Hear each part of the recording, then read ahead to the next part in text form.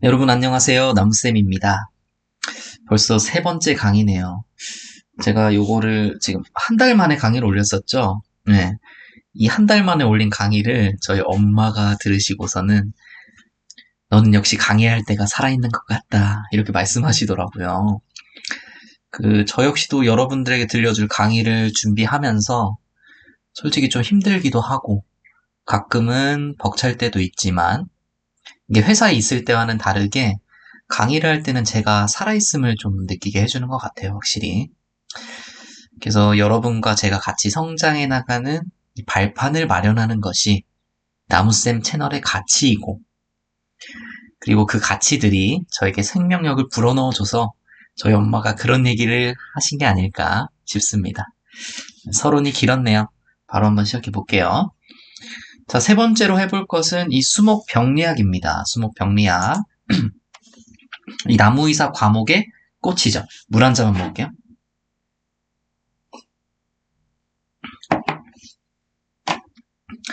자, 수목병리학 총평을 한번 해보겠습니다. 감히 제가 총평 한번 해볼게요. 난이도는 중상이라고 보시면 될 것 같아요. 중상. 제가 봤을 때 이 수목병리학 문장들이 가장 어려웠어요. 이 5개 과목 중에서. 가장 어려웠습니다. 그리고 난해함도 C인데 난해하다는 게 되게 안 좋은 부정적인 난해함도 있겠지만 이 생각을 좀 어느 정도 많이 해야 되는 생각을 많이 하고 고려도 많이 해야 되는 그런 문제들이 많이 나왔다. 이렇게 보시면 될 것 같아요. 왜냐면 문제 자체가 나쁘지 않았습니다. 난이도는 중상이고 다소 깊이가 있는 문제들이 많이 나왔고 총평을 아주 간단하게 한번 적어봤는데 어렵게 잘 만들었다. 문제 정말 잘 만들었고 강론이건 총론이건 적당히 배분이 잘 되어 있어서 여러분들 뭐 강론을 더 열심히 하세요, 총론을 더 열심히 하세요라기보다는 둘 다 열심히 하셔야 될 것 같습니다. 자, 첫 번째 문제 보겠습니다. 역사 문제가 나왔죠. 지금까지 병리학 역사 문제 거의 안 나왔었죠. 역사 문제 한번 나왔습니다, 이제.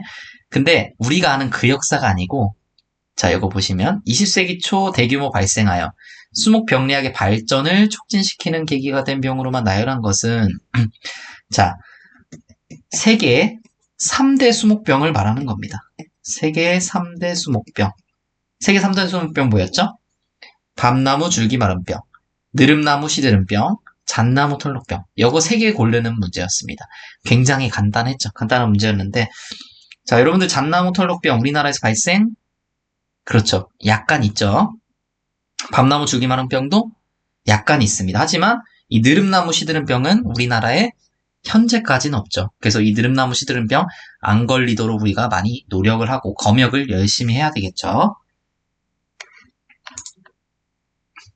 그래서 이렇게 세계 3대 수목병이다. 이 세계 3대 수목병이 발병함에 따라서 이 20세기 초부터 이 드디어 관심을 갖기 시작한 거예요. 느릅나무, 잣나무, 밤나무 다 굉장히 비중이 많은 수종들이잖아요. 이런 많은 수종들이 어떤 병 때문에 막 죽어나가니까 이 산림업자들이 피해를 많이 보게 되고 국가가 굉장히 손실이 큰 거예요. 그러다 보니까 관심을 많이 기울이게 됐다. 그러면서 발달을 하게 됐다. 이 수목병리학이라는 과목이. 이렇게 보시면 됩니다. 자, 두 번째 문제. 수목병과 생물적 방제에 사용되는 미생물의 영역이 옳지 않은 것은? 자, 여러분들 이 문제 제가 극단적으로 한번 말씀드릴게요. 이 문제 어려웠고요. 하지만 공부 안 하실 분들은 솔직히 안 하셔도 되는 그런 부분입니다. 그러니까 이런 문제들은 나왔다. 그러면 솔직히 일단 다른 문제 맞추자. 다른 문제를 일단 넘어가세요. 왜냐, 이 문제 어디서 나왔냐면요. 이 산림보호학교재에서 나왔어요. 산림보호학교재도 지금 많은 분들이 보고 계시긴 하시는데 산림보호학 같은 경우에는 사실 기본서라기 보기엔 약간 애매한 부분이 있습니다. 네. 준기본서죠. 준기본서. 어쨌든 그 준기본서에서 나오는 여기에서까지도 출제를 했다. 이거 많은 의미를 담고 있습니다. 이 이후에 만약에 여기서 많이 나오게 된다. 그럼 여러분들 이제 이 교재까지도 공부를 필수적으로 하셔야 되는 거예요.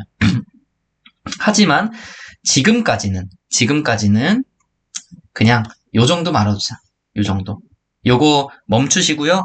여기 노트에 한번 적어주세요. 이게 산림보호학교재에서 나온 6가지 이 미생물들입니다. 방제에 이용되는 미생물들. 자, 이렇게 6가지 나왔으니까 여러분들 외워주시고, 여기 이후에 만약에 또 미생물이 나왔다. 그러면은 그때부터는 얘기가 달라지죠. 그때부터는 더 많은 미생물들 여러분 공부하셔야 될 겁니다. 자, 그 다음 수목병과 진단에 사용할 수 있는 방법의 연결이 옳지 않은 것은, 자, 4번이 답인데요. 우리가 나무 의사고, 잠시만요. 우리가 나무 의사이기 때문에 어떠한 병을 발견을 했을 때, 자, 어떠한 검정법을 써야겠다. 이런 것은 여러분들이 즉각적으로 알 수 있으셔야 돼요. 그래서 하나씩 좀 설명을 드릴게요. 자, 금두암종병. 우리가 혹병이라고 하죠. 뿌리혹병. 뿌리혹병이라고 불리는 병인데, 자, 세균으로 인한 병입니다. 엘리사 검정법이라고 되어 있습니다. 엘리사 검정법은 뭐죠? 엘리사 검정법이 뭐냐면요, 여러분들. 이걸 한번 설명을 좀 드려야 될 것 같아요. 자, 우리 몸이 이렇게 있어요. 우리 몸이. 엘리사 검정법이 쉬운 검정법이 아니에요. 그렇기 때문에 여러분들 한번 이렇게 알아두실 필요가 있습니다. 자, 우리가 이렇게 이거를 나무쌤이라고 봅시다. 나무쌤. 오, 완전 괴물이야. 어쨌든 머리는 이거 머리 안 되겠다. 자, 이 나무쌤 몸으로 어떤 병균이 하나가 들어옵니다. 병균이 하나가 들어와요. 이게 뭐 바이러스라도 볼 수도 있고요. 아니면 세균, 곰팡이 뭐 다 될 수가 있습니다. 이 처음에 들어온 것을 뭐라고 하냐면요. 이 병의 원인이 되는 물질, 항원이라고 합니다. 항원. 근데 이 항자가 왜 들어가냐면요. 어쨌든 이 항원이라는 놈이 들어가잖아요. 그러면은 또 뭐가 생기냐면은 항체가 생겨요. 항체. 항체는 보통 이렇게 그리거든요. 이렇게. 항체가 생깁니다. 이렇게 항체는 보통 이 Y자로 그립니다. 이게 뭐라고요? 항체가 생겨요. 항체. 자, 항원만 두게 되면은 우리 몸이 병원균으로부터 엄청난 공격을 받을 거기 때문에 이 항원으로 인해서 이 항체라는 놈이 발달하게 됩니다. 그리고 이 항체는 항원을 끌어당겨요. 이렇게. 항원을 끌어당깁니다. 항원을 끌어당겨서 이 항원이 제 역할을 하지 못하게 만들어줍니다. 그게 항원 항체, 항원과 항체고, 이 항원 항체를 우리가 눈으로 보기가 힘드니까 이 꼭대기에다가 뭐라고 해야 될까, 이거를 반짝이를 하나 붙여줍니다. 반짝이를 이렇게 붙여줍니다. 그래서 우리가 이것을 관찰할 수 있게 만들어주는 거. 이게 뭐라고요? 이게 엘리사 검정법입니다. 항원 항체를 이용한 거예요. 우리가 항원 항체 이용한 거 대표적인 거 뭐가 있죠? 백신 있습니다. 백신은요, 항원을 넣습니다. 항원을 넣는데 항원인데 100%짜리 항원을 넣으면 우리가 어떻게 돼요? 죽을 수도 있잖아요. 예를 들어서 코로나 100%짜리 막 넣는다고 봐요. 물론 코로나가 치사율은 낮지만 막 다 넣으면 사람들 많이 죽을 수도 있겠죠. 그럼 백신 넣는 이유가 없어요. 백신은 이 항원을 굉장히 약하게 만들어버립니다. 뭐 거의 한 10% 이런 식으로 만들어버려요. 10%의 항원을 넣어도 항체는 만들어지거든요. 그래서 우리가 백신을 넣으면 아픈 이유가 그거예요. 항원이 들어와서. 하지만 아프면서 성장을 하게 되는 겁니다. 이 항체를 만들면서요. 무슨 말인지 알겠죠? 요게 백신의 원리예요. 그래서 이 항원 항체, 요것을 이용하게 되는 게 이 엘리사 검정법이다. 거기에 반짝이를 하나 붙여서 우리가 잘 볼 수 있게 해놨다. 이렇게 이해하시면 됩니다. 잠시만요. 여러분, 제가 기침을 정말 안 하려고 이 옆에다가 그 차 있잖아요. 뜨거운 차를 놓고 그걸 계속 마시고 있어요. 자, 다음 보겠습니다. 다음 뽕나무 오갈병입니다. 뽕나무 오갈병. 그 병원체가 뭐죠? 그쵸, 파이토플라즈마. 파이토플라즈마 뭔가 좀 유식해 보이지 않나요, 여러분들? 그런 생각도 네 하실 수도 있습니다. 네, 어쨌든 이 파이토플라즈마는요. 요 녀석은 뭐가 문제냐면은 세포 벽이 없어요. 그래서 뭐가 없냐면은 형태가 없어요. 형태가 흐느르늘 막 이런 식으로 있어요. 이 원형질막이라고 하거든요. 원형질막으로만 이렇게 이루어진 녀석이에요. 근데 이 안에 뭐가 있냐? 그렇죠. 염색체는 있습니다. 염색체. DNA가 있다는 말이에요. 이렇게 흐느흐느거리는 녀석인데 DNA가 있어요. 그래서 흐느흐느거리는 녀석이기 때문에 우리가 이렇게 딱딱딱 우리에서 현미경으로 보기가 힘들어요. 이런 애들 어떻게 해야 되냐? 바로 이 염색체를요. 이 염색체를 염색을 해버리는 겁니다. 어떻게 염색을 하냐면은 자, 염색체는 우리 염색체 보통 뭐라고 하죠? DNA라고 하잖아요. DNA는 수많은 염기들이 어떠한 배열에 따라서 이렇게 쭉 있는 거예요. 그 배열에 따라 쭉 있는데 그 배열을 나타내는 게 몇 가지가 있냐면은 4가지가 있어요. 4가지가 있습니다. 그래서 갑자기 기억이 안 나네. 아데닌, 그리고 구아닌, 그리고 시아토민인가? 아마 그랬던 것 같습니다. 그래서 죄송합니다. 시아토민. 그 다음에 티아민 이렇게 해가지고 이렇게 4가지가 있어요. 4가지가 있는데 이 DAPI 형광영색법은 요 A 염기랑 T 염기가 이렇게 연결되어 있는 게 있거든요. 이렇게도 연결되어 있을 수 있을 거 아니에요. A랑 G랑도 연결될 수 있고 A랑 C랑도 연결될 수 있고 A랑 T랑도 이렇게 연결될 수 있단 말이에요. 네, 분명히 이 수많은 염기설 중에 이렇게 있을 거예요. AT가. 이 AT 요 부분을 염색시키는 그런 형질을 가지고 있어요. 이 다피라고 하는 다피 형광염색법.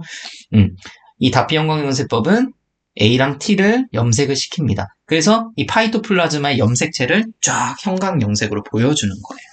네, 이런 방법이고요. 파이토플라즈마에 거의 쓰입니다. 자, 그리고 흰가루병. 흰가루병은 뭐에 의한 병이죠? 그쵸? 잔항균 중에서도 얘는 잔항이 무슨 형태냐? 자, 흰가루병은 분류상으로는 각균강에 속하지만 잔항 형태는 잔항구를 만듭니다. 잔항구를 원래는 잔항구 만드는 거 뭐예요? 부정잔항균강.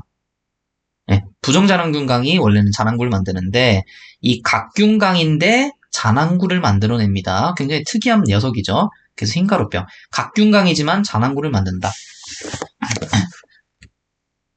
어쨌든 이렇게 보시면 됩니다.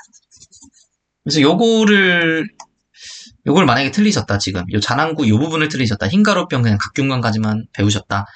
그러면은, 자신의 공부 방법을 한 번 더 돌이켜 보실 필요가 있습니다.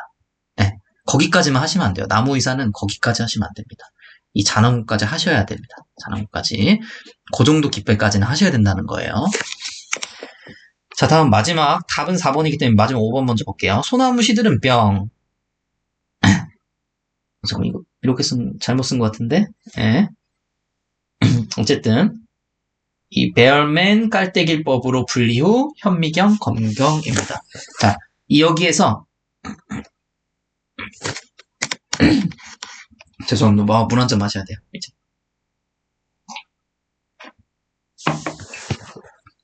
자, 깔때기가 영어로 뭐냐면은 funer이에요. funer. 깔때기가 funer이에요. 그래서 베얼맨 funer법이라고도 불립니다. 어쨌든 이건 또 어떻게 하냐면은 자, 깔때기 있잖아요. 깔때기를 이렇게 놔요. 깔때기를 놓고 여기다가 휴지를 한 장 이렇게 놓습니다. 휴지, 페이퍼 놓고 이 휴지 위에다가 뭐 식물의 조직, 병원균에 감염된 식물의 조직이라든지 아니면 흙이라든지 선충 같은 게 보통 흙에 많기 때문에 이렇게 놓습니다. 놓고 밑에 뭘 채워요? 물을 채웁니다. 물을 채우면 이게 서서히 젖으면서 이 선충이 이렇게 뚝뚝뚝 떨어져요. 여기서 선충이 뚝뚝뚝 떨어집니다. 이 선충을 계속 포획하는 이런 방법입니다. 근데 이제 이 베얼맨 퓨넬법 같은 경우에는 그냥 베얼맨 퓨넬법으로 쓰지 않고요. 요즘에 좀 변형시켜서 쓰더라고요. 네, 요거 자체가 이 선충을 완벽하게 좀 이렇게 분리해서 이렇게 착출하기가 좀 어려워서 변형된 걸 좀 쓰는 것 같더라고요. 어쨌든 이런 방법이다. 자, 그리고 자, 벚나무 번개무늬병. 벚나무 번개무늬병인데 벚나무 번개무늬병 병원체가 뭐예요? 그렇죠. 바이러스입니다. 바이러스. 자, 바이러스는 뭘로 검정을 하냐면 바이러스는 요 엘리사로도 검정을 많이 합니다. 요 엘리사로 먼저 하는데 자, 바이러스에 염기가 있으니까 예? 바이러스에 염기가 있으니까 이거 맞겠네? 라고 생각할 수도 있어요.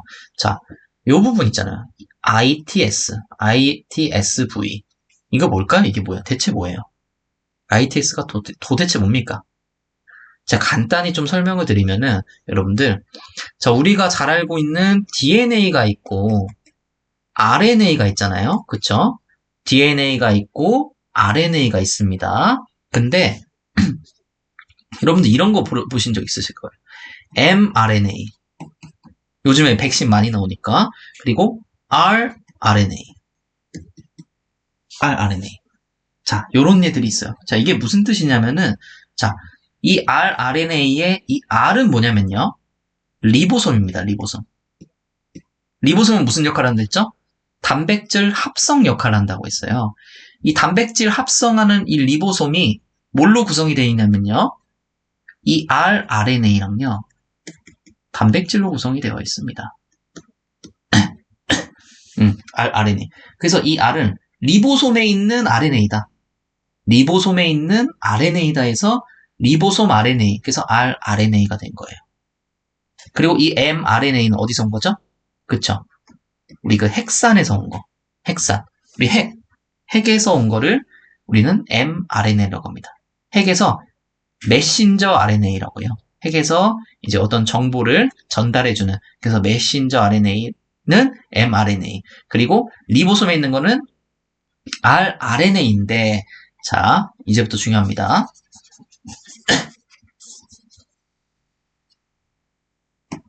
자, 이 rRNA는, 자, 이게 어디에 있다고 했었죠? 리보솜에 있었죠.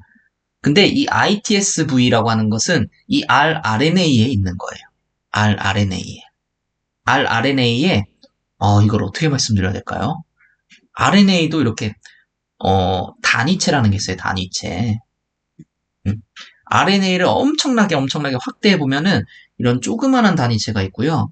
이렇게 큰 단위체가 있어요. 이것들이 다 모여서 이 rRNA가 된 겁니다.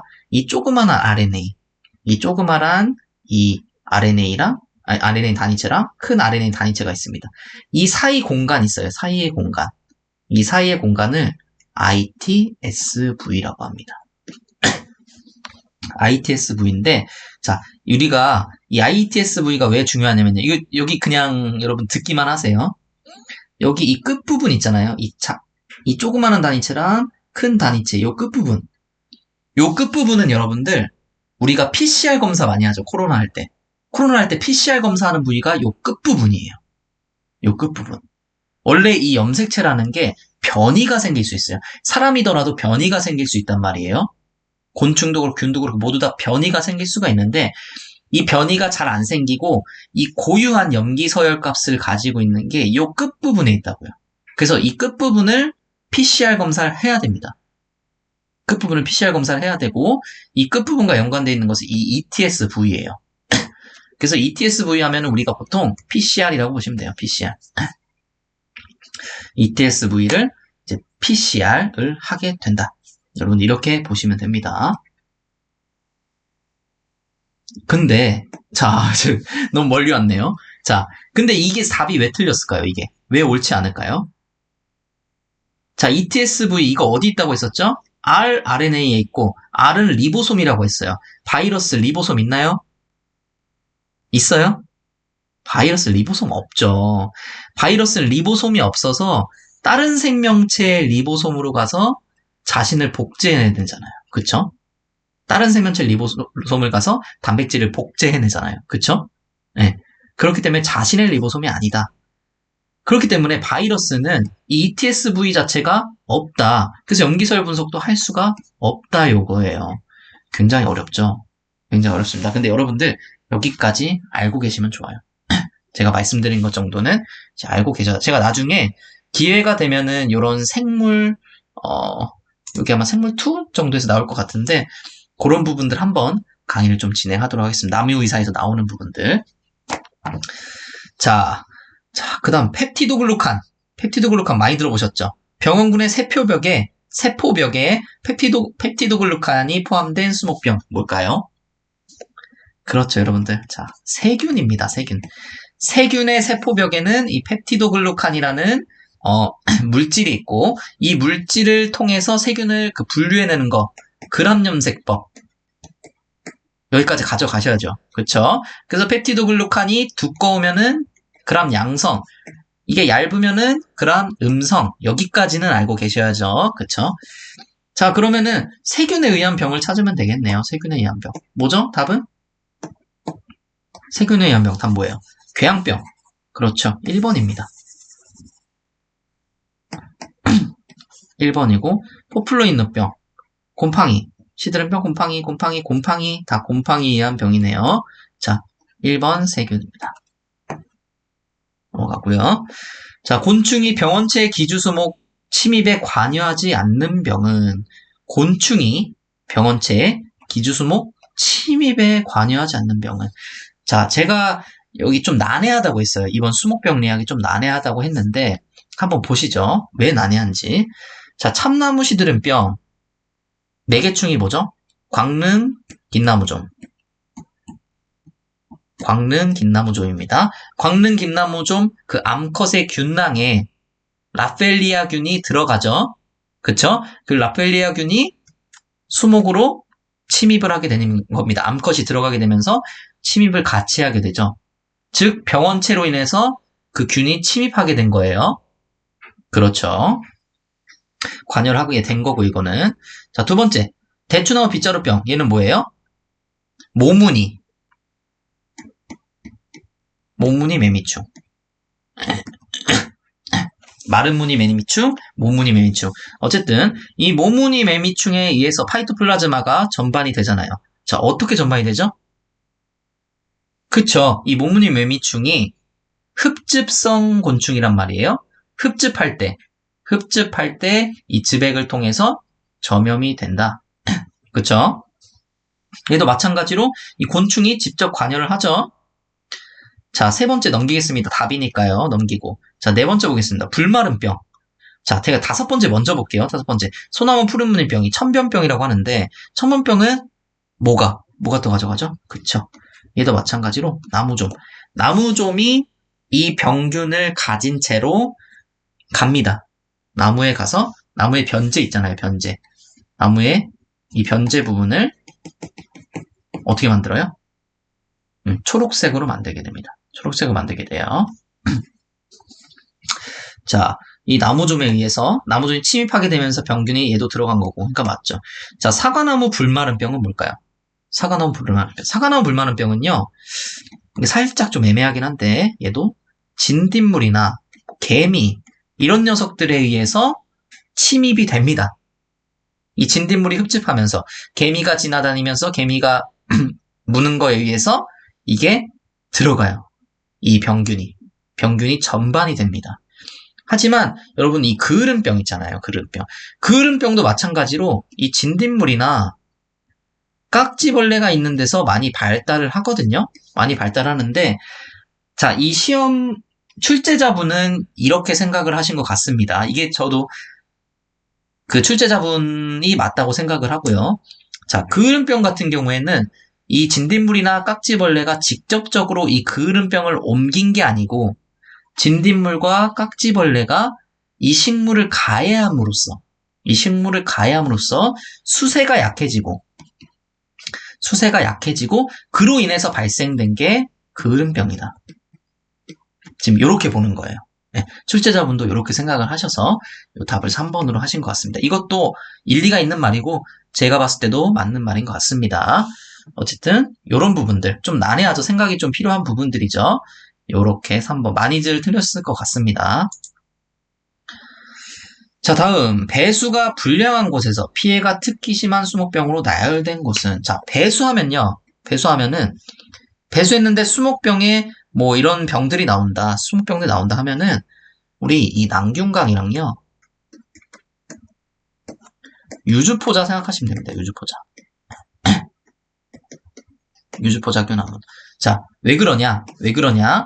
이 유주포자랑 낭균간에서 무성세대에서 만들어낸 이 유주포자. 뭐가 있어요? 그렇죠. 요게 있잖아요. 이렇게. 꼬리가 있잖아요. 꼬리가 있잖아요. 꼬리가 있어서 뭐다? 물에서 잘 헤엄쳐 다닌다. 난균강 유주포자균 암을 찾으라는 문제입니다. 자, 난균강 대표적인 거, 그쵸. 모잘로병에 이 피시움, 역병에 파이토포토라 있었죠. 지금 정답이 이렇게 나와 있기 때문에 저 두 개만 말씀드린 겁니다.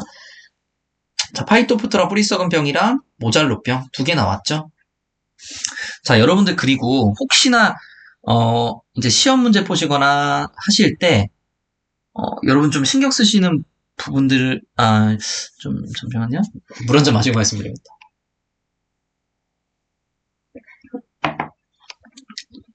여러분 이렇게 문제를 푸실 때요. 자, 이 향나무 노병, 단풍나무 타르 전문인병 뭐 이런 게 있는데 향나무 노병 같은 경우에는 다른 노병들과 향나무 노병만의 차이가 있으므로 향나무 노병으로 봐주셔야 되는데, 자, 예를 들어서요. 밤나무 파이토포트라 뿌리썩은병, 전나무 모잘로병. 이게 밤나무가 아니어도 되고 전나무가 아니어도 되는 거예요. 그냥 파이토 뿌리썩은병, 모잘로병. 어떤 나무가 나오든 간에 얘네의 성격은 같다.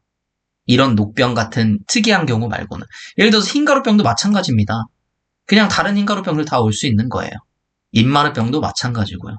네. 그런 식으로 여러분들 일단은 가장 중요하게 생각해야 될 부분이 이 뒤에 병명입니다. 병명, 떡병이라든지 이렇게 병명을 중요하게 가져가세요. 뭐 장미 검무니병 한 번에 가져가세요. 네, 이런 식으로 공부하시면 되겠습니다. 그래서 편모가 있는 유주포자를 형성해내는 난균관과 유주포자균암은 두 개를 찍는 문제였다. 자, 다음 수목 뿌리에 발생하는 병에 관한 설명으로 옳지 않은 것은, 자, 모잘룩병, 병원균, 우전병 맞나요? 병원균, 우전병은 병원균이 좀 강력한 애들이었죠. 먼저 좀 침입을 하고 모잘룩병 맞습니다. 맞고, 자, 리지나 뿌리썩은병, 파상땅 해파리버섯, 역시 맞습니다. 네, 굉장히 우리가 잘 아는 굉장히 대표적인 버섯이죠. 리지나 뿌리썩은병균, 파상땅 해파리버섯. 자, 세 번째, 파이토포토라 뿌리썩은병은 미끼법과 성택배지법으로 분리할 수 있다. 자, 이것도 맞는 얘기인데 제 미끼법은 뭔지 몰라요. 미끼법은 뭔지 모르는데 이 성택배지법이 뭐냐면요. 우리가 배지 있잖아요. 배지. 우리 연구하실 때 배지를 이렇게 쓰잖아요. 이렇게. 배지를 쓰는데 자, 균들이 워낙 작기 때문에 여기에 뭐 세균도 들어가 있을 거고 바이러스도 있을 수 있고 곰팡이 여기도 마찬가지로 세균, 바이러스, 곰팡이 중에서도 막 1, 2, 3, 4 막 이렇게 있잖아요.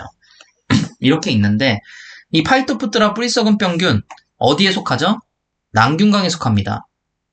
난균강은 무슨 개예요? 개. 무슨 개예요? 균개일까요? 아닙니다. 난균강은 색조류개예요. 색조류개. 난균강은 여러분들 난균강은 그 세포벽이 뭘로 돼 있어요? 글루칸과 섬유소로 돼 있죠. 네, 그냥 균계랑은 다른 녀석이라는 거예요. 다른 녀석이기 때문에 이 선택배지법으로 분리할 수가 있습니다. 선택배지법이 뭐냐면은 얘를 제외한 나머지를 죽여버리는 거예요. 난균강만 살아있게. 이렇게. 나머지 균들, 나머지 잡균, 뭐 미생물들을 다 죽이고 이 난균강만 살리는 겁니다. 그런 이제 용액들이 있어요. 네. 근데 이 난균강 같은 경우에는 다른 미생물들과 이 계통 자체가 다르기 때문에 이 선택배지법으로 분리할 수가 있습니다. 자, 있고요. 자, 이거 답은 4번이니까 다시 5번 한번 볼게요. 아밀라리아 프리서금은 기주우전병입니다. 기주우전병. 이 병원균 우전병이 아니고 기주우전병입니다. 기주가 약해짐으로 있어서 이제 발생하는 그런 병이죠. 토양 내에서 뿌리꼴 균사다발, 대표적인, 그렇죠. 대표적인 표징입니다. 건전한 뿌리 쪽으로 자란다. 자, 요것도 맞는 얘기입니다. 건전한 뿌리 쪽으로 자라서 그 뿌리를 다시 이렇게 고통받게 만드는 그런 거고. 자, 아까시 흰 구멍버섯에 의한 줄기 밑동 썩은 병은 변제가 먼저 썩고 심제가 나중에 썩는다. 자, 여러분들 이거 같은 경우는 어떻게 보셔야 되냐면은 이런 부후균 있죠. 썩게 만드는 부후균 같은 경우에는 어디를 먼저 가냐면은 먼저 지금 죽어있는 조직을 먼저 가요. 심제를 먼저 간다는 말입니다. 심제를. 죽어있는 조직을 먼저 가게 됩니다.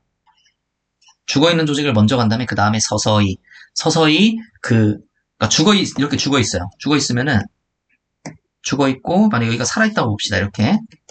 죽어 있는 데를 먼저 간 다음에, 서서히 자기의 영역을 넓혀가지, 이 살아있는 데를 먼저 가지 않습니다. 살아있는 데는 얘네를 방어할 수 있는 그런 물질들이 있기 때문에 이 죽은 곳에서부터 시작해서 멀리 멀리 이렇게 퍼져나가는 그런 형식으로 갑니다.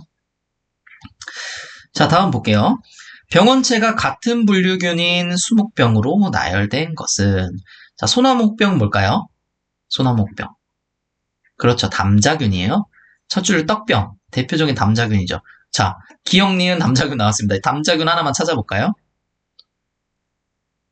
여기 있네. 자주날개무늬병, 담자균, 기억, 니은, 이응. 2번입니다. 자, 호두나무 금도한전병. 금도한전병 뭐라고 했죠? 세균. 대처나무 빗자루병, 파이토플라즈마. 가지마름병, 잔항균. 벚나무 빗자루병, 빗자루병은 보통 파이토플라즈마인데 벚나무 빗자루병은 잔항균입니다. 뽕나무 오갈병, 파이토플라즈마. 자, 다음 밤나무, 잠시만. 좀 남았구나. 벌써 끝난 줄 알았어요. 네. 밤나무 잉크병의 병원체에 관한 설명으로 옳지 않은 것은, 밤나무 잉크병 뭐였죠? 이번 시험에 난균강이 굉장히 많이 나오네요. 난균강. 파이토플라즈마 카슈렌가 아마 그럴 거예요. 병원체가. 네, 파이토플라즈마 카슈렌. 파이토플라즈마는 난균강이었죠. 자, 난균강에 대한 설명하시면 됩니다. 난균강 격벽이 없습니다. 자, 이렇게 격벽이 없어요. 격벽이 있으면 이런 식으로 되는데 격벽이 없잖아요, 가운데. 격벽이 없으면 핵이 많아지게 되죠. 그래서 다핵균사가 되는 겁니다. 핵이 많은 균사가 되는 거예요. 원래 나눠져 있어야 되는데 이게 없으니까 핵이 많아져서 다핵균사를 형성하게 되는 거고. 자, 추가적으로 이 격벽은 무슨 역할을 한다고 했었죠? 예를 들어서 얘가 감염이 됐어요. 얘가 손상이 됐을 때 더 이상 여기까지 밀고 오지 않게 만들어주는 그런 역할이 격벽이 한다고 했었어요. 물질도 이동할 수 있습니다. 여기 이 사이 구멍으로 인해서. 자, 물 한 잔 마실게요.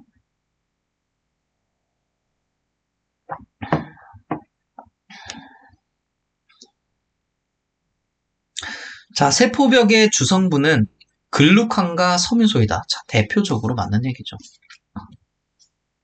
자, 다음 3번 일단 넘어가고요. 3번이 답이니까. 자, 4번 무성생식으로 편모를 가진 유주포자를 형성한다. 그쵸?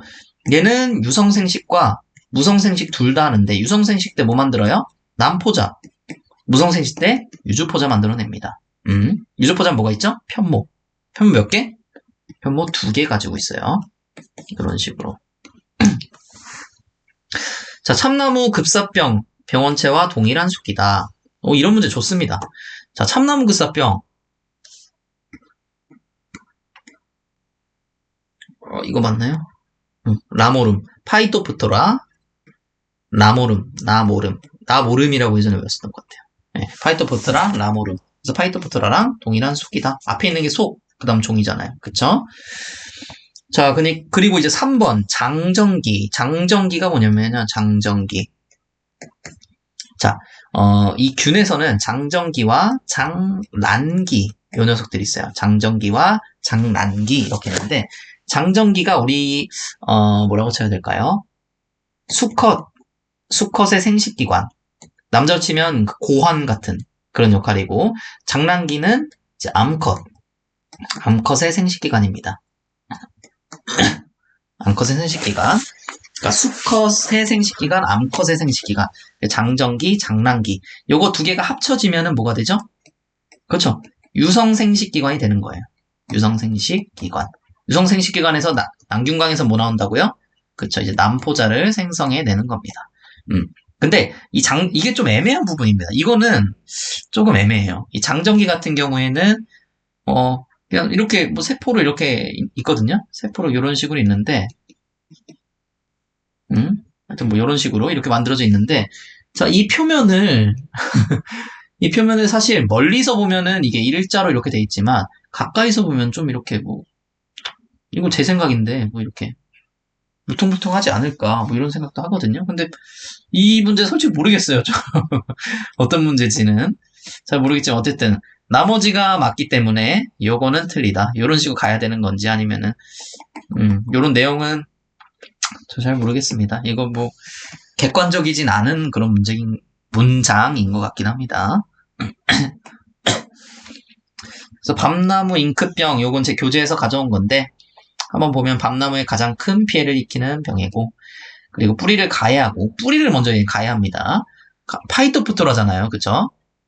감염시킨 후에 줄기로 번져나가서 이게 검고 움푹 가라앉은 궤양을 형성하고, 여기가 좀 특징적인데 궤양을 쪼개면 검은색의 액체가 흘러나옵니다. 그래서 잉크병이 된 거예요.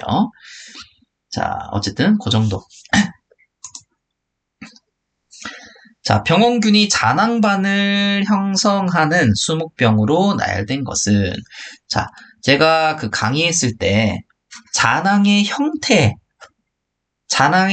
따라 어떤 수묵병이 있는지 꼭 알아두라고 말씀드렸어요. 왜냐하면 그런 문제는 무조건 한 문제씩 지금까지 나와왔고 앞으로도 나올 것이다. 그래서 이것도 책에서 발췌한 건데, 자, 방균강, 분류는 방균강이고 잔황의 형태는 잔황반을 만드는 뭐가 있느냐? 타르 전문이병, 리티스마 대표적으로 있고, 입덜림병이 있고요. 균핵병, 리지나, 스클레로더리스 궤양병, 소나무, 피모까지 마른 병 이렇게 있습니다. 자, 여기 앞에 한번 있는지 볼까요? 자, 어디 있죠? 잔황반을 형성하는 거. 그렇죠. 타르 전문이병 있었고, 피모까지 마른 병 있었고, 리지나 뿌리 썩은 병 있었고. 답 나왔네요. 5번 이렇죠. 가지끝 마른 병은 그쵸. 잔황각으로 제가 알고 있고, 얘도 마찬가지로 잔황각. 탄저병도 잔황각이었던 것 같은데, 어쨌든 그렇습니다. 저도 계속 이 공부를 하는 건 아니다 보니까 이게 좀 외웠다가 헷갈리고 하네요. 그래서 지금 말 나온 김에 여러분들 말씀드릴게요. 이 생리학이나 토양학 있잖아요. 생리학이나 토양학은요, 여러분들 공부 한번 빡세게 탁 해놓으시면은 점수가 어디 가질 않아요. 점수가 웬만큼 유지가 됩니다. 근데 생리학이나 토양학에서 점수가 안 나오시는 분들이 계세요. 생리학이나 토양학에서 점수를 안 나오시는 분들은 명확하게 이해하지 않고 넘어가신 거니까 명확하게 이해를 하고 넘어가셔야 됩니다. 예를 들어서 지질 파트가 나왔어요. 그럼 일단 지질이 뭔지를 알아야 되겠죠. 지질이 뭔지, 소수성을 가진 물체를 통칭하는 말이다. 예를 들어서 자, 요런 식으로 해서 이 지질에 대해서 먼저 알고, 그리고 지질 조금이라도 뭐 인지질 나왔다. 인지질의 구조에 대해서 한번 보고, 이런 식으로 이 생리학과 토양학은 사실 깊게 들어가면 깊게 들어갈수록 여러분들 더 오랫동안 고득점을 가져가실 수 있으세요. 그래서 얘네를 확실하게 해두시면은 얘네 공부량을 조금 줄이더라도 이 병리학, 그리고 해충학, 관리학, 여기는 외우는 파트가 많기 때문에 그때 시험 보기 전에 빡세게 탁 외우시는 거예요. 그 다음에 시험 점수 확 올리시고. 네, 뭔 말씀인지 아셨죠? 그러니까 병리학, 해충학은 시험 전에 빡세게 다 외우시라. 그리고 물론 시간이 지나면은 당연히 저희가 병리학 박사도 아니고 이거 해충학 박사도 아니기 때문에 당연히 잃어버릴 수밖에 없어요. 기억에서 조금 잊어버릴 수밖에 없어요. 다 외우고 있을 수는 없어, 그때까지. 네. 말 그대로 이해한 게 아니고 외운 거기 때문에 머릿속에 그렇게 오래 갈 수가 없단 말이에요. 하지만 생리학, 토양학은 정말 오래 간다. 자, 다음. 수묵병과 증상의 연결이 옳지 않은 것은 뭘까요? 수묵병과 증상의 연결이 옳지 않은 것. 자, 여러분들 이런 문제들 나오면은 이거 사진 한 번씩 찾아보세요. 사진 한 번씩 찾아보시면 될 것 같고, 입마른 병이 틀린 이유만 제가 말씀드릴게요. 병반 주위에 지층 갈색대가 형성되며 건전 부위의 경계가 뚜렷하다. 자, 건전 부위의 경계가 뚜렷하다는 것은 자, 이파리가 만약에 이런 식으로 있다고 치면요. 자, 입 앞이 감염이 됐어요. 이런 식으로 감염이 된다는 거예요. 자, 이런 식으로 감염이 되는지 한번 볼까요? 입마른 병? 아니죠. 이런 식으로 아예 잎 한 올 한 올이 완전히 말라버립니다. 입마른 병. 그렇기 때문에 건전 부위에 경계가 생기는 건 아니다. 그래서 입마른 병 하시면 될 것 같고, 아마 회원님 입마른 병 자주 보셨을 겁니다. 그래서 맞추신 분들도 꽤 많으실 거예요. 자, 한국에서 선발육종하여 내병성 품종 실용화에 성공한 사례는, 자, 예를 들어서 우리가 어떤 병균을 잡기가 좀 힘들다. 그 병균을 어떤 효과적인 농약이 나왔다든 효과적인 생태적 방제 방법이 나오지 않았다. 그런 경우는 이 품종을 만들게 됩니다. 품종. 그 병에 아예 면역성이 있는 녀석들을 만들어버려요. 그 병에 면역성이 있는 녀석들을. 자, 이 면역성이 있는 걸 만들잖아요. 근데 만들면은 걔가 또 다른 병에나 다른 병균에 의해서 또 이렇게 거의 멸망까지 가는 경우가 또 있습니다. 근데 요게 굉장히 잘 된 경우가 있거든요. 포플러 인노병입니다. 이거 들어보셨죠? 이태리 포플러 1, 2호. 이거 굉장히 잘 됐어요. 실용화에 성공했습니다. 그래서 1번 보시면 되시고, 자, 마지막 그겁니다. 마지막 문제입니다. 소나무 푸른무늬병, 청변병 아까 나왔었죠? 예, 관한 설명 옳은 것은, 자, 정답은 요 3번인데, 나머지 한번 볼게요. 목재 구성 성분이 셀룰로스, 헤미셀룰로스, 리그닌 분해시키는 거 무슨 균이죠? 부우균. 부우균인데, 부우균 중에서 무슨 부우균?